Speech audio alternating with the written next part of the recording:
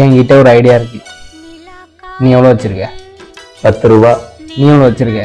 10 ரூபா. அந்த 10 ரூபாய் கொடு. இருந்தது 10 ரூபா. இந்த 10 ரூபாய் கொடு. இந்த 10 ரூபா தான் இது.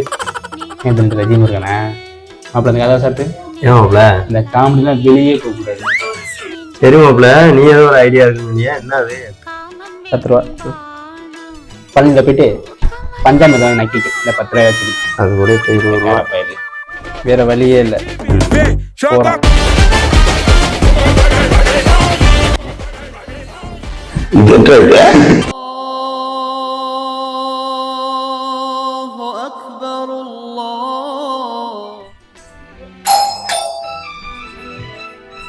அட குழப்பத்துக்கு போறதுக்குனே அது அல்லாடா இவன் ஏன் கொண்டு வந்த? மாப்பிள்ள கரெக்டா இருப்பான். ரம்ஜான் வந்ததும் பிரியாணி வேணும், அது வேணும். இந்நேரத்துல எங்கடா போறா? இந்த உருவா வரேன். ஆறாது நம்ம பையன்தான். இப்ப வந்தீங்க ஒரு நிமிஷம்ரா. இந்நேரத்துல எதுக்கு வந்தீங்க? உங்களுக்கு தெரியாத மச்சான் பாய். மச்சான் பாயா? இவன் எங்கடா பிடிச்சிங்க?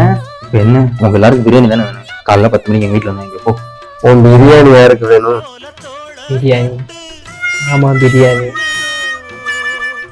வேற என்ன தானே வேணும் உங்களுக்கு? பிரியாணி எல்லாம் வேணாம், சரக்கு மட்டும் கூட மச்சான் பாய். சரக்கா? ஆறாமடாது. எங்க அப்பனை தெரிஞ்சா கொன்றும் கூடுங்க மட்டும். நிலா காயுது, நேரம் நல்ல நேரம்.